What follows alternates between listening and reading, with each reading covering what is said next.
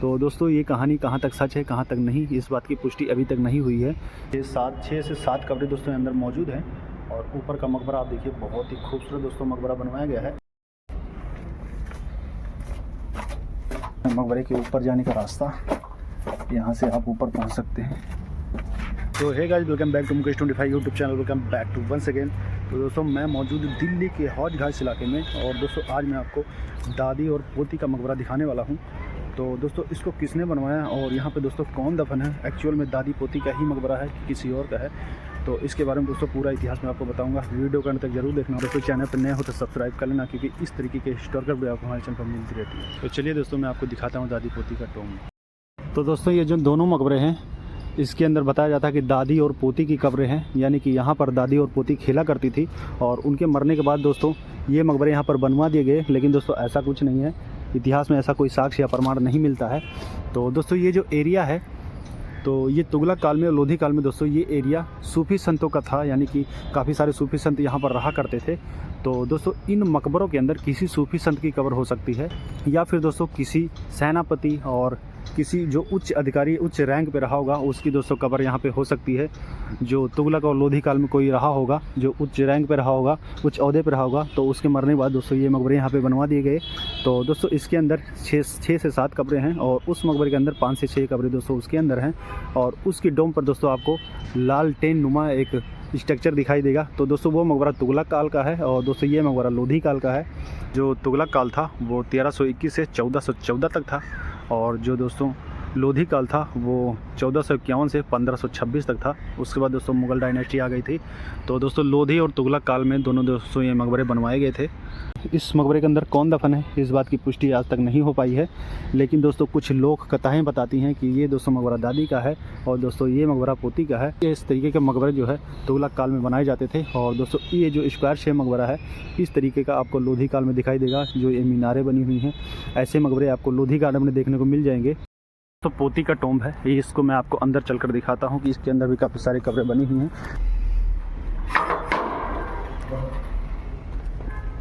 तो दोस्तों अंदर मैं आ गया हूँ। अंदर दोस्तों ये दोस्तों कितनी विशाल कब्र है।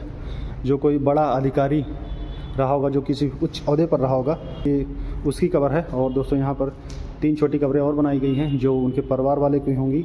और मकबरा दोस्तों आप ऊपर देखिए किस तरीके का है, ऐसा कुछ बना हुआ है।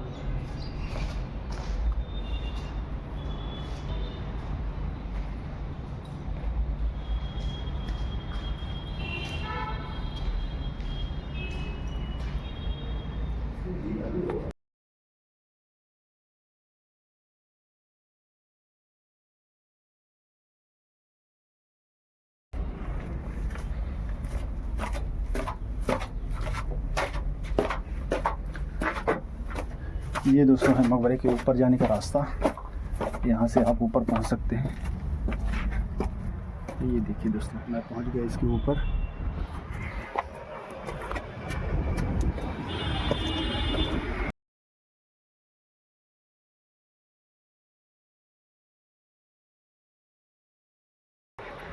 यहाँ पे इधर का एरिया देखिए आप। इसके दोस्तों चारों कोनों में ऐसा कुछ स्ट्रक्चर बना हुआ है जो टूट चुका है। पहले यहाँ पर कुछ मीनार जैसा रहा होगा, तो ये स्ट्रक्चर टूट चुका है। तो चलिए नीचे चलते हैं। ऐसा कुछ है चारों तरफ। तो दोस्तों ये मकबरा है पोती का। और दोस्तों इधर जो मकबरा आप देख रहे हैं दोस्तों, ये मकबरा है दादी का। तो इसको दोस्तों मैं आपको अंदर से दिखाता हूँ कि कैसा दोस्तों ये बना हुआ है। बाहर से दोस्तों ऐसा स्ट्रक्चर है, स्क्वायर शेप में दोस्तों ये मकबरा बना हुआ है और इसके दोनों साइड आपको छोटी छोटी मीनारें दिखाई देगी। तो अंदर चलकर मैं आपको दिखाता हूँ कि दोस्तों कैसा है। तो दोस्तों इसके अंदर काफ़ी सारी कब्रें बनी हुई हैं और ऊपर का स्ट्रक्चर आप देखिए, बहुत ही बड़ा डोम बना हुआ है और साइड साइड में बहुत ही खूबसूरत डिज़ाइन बनाई गई है। दोस्तों यहाँ पे 6 से 7 कब्रें दोस्तों अंदर मौजूद हैं और ऊपर का मकबरा आप देखिए, बहुत ही खूबसूरत दोस्तों मकबरा बनवाया गया है। ये जो इलाका है ये सूफ़ी संतों का केंद्र हुआ करता था तुगलक काल और लोधी काल में।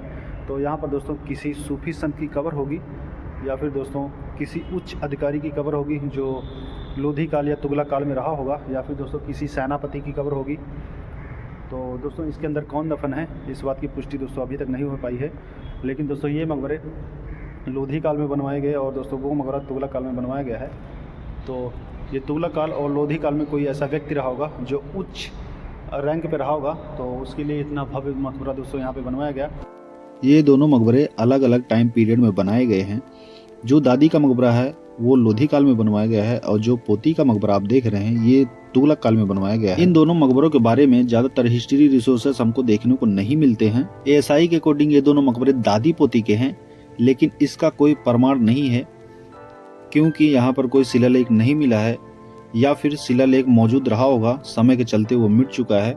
जितना भव्य और जितना बड़ा आकार में यह मकबरा बनवाया गया है उससे ये साबित होता है कि इस मकबरे के अंदर जिसकी भी कब्र होगी, जिसे भी यहाँ दफनाया गया होगा, उसका जो ओहदा है काफ़ी बड़ा रहा होगा, काफ़ी बड़े ओहदे पर वो इंसान रहा होगा।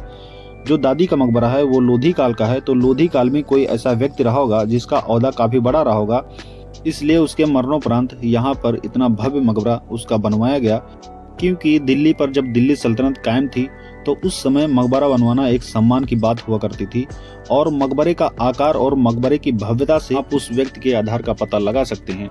इन दोनों मकबरों के अंदर जिस भी व्यक्ति की कब्र होगी यकीनन वो मामूली इंसान नहीं रहा होगा, इसलिए उसके मरणोपरांत यहाँ पर उसके सम्मान में इतना भव्य मकबरा बनवाया गया।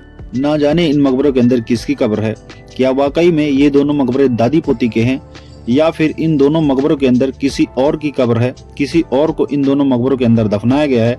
क्योंकि इन दोनों मकबरों के बारे में ज्यादातर हिस्ट्री रिसोर्सेस कहीं भी अवेलेबल नहीं है। अब ये सवाल उठता है कि ये मकबरे अगर दादी पोती के नहीं हैं, दादी पोती का कोई प्रमाण नहीं मिलता है, तो ये मकबरे एक्चुअल में हैं किसके? लोधी काल या तुगलक काल में कोई ऐसा व्यक्ति रहा होगा या फिर कोई ऐसी महिला रही होगी जिससे मरने के बाद ये मकबरे बनवा दिए गए। ना जाने दोस्तों सच क्या है, ना जाने इन दोनों मकबरों के अंदर किसको दफनाया गया है। यही बात इन दोनों मकबरों को रहस्यमय बनाती है।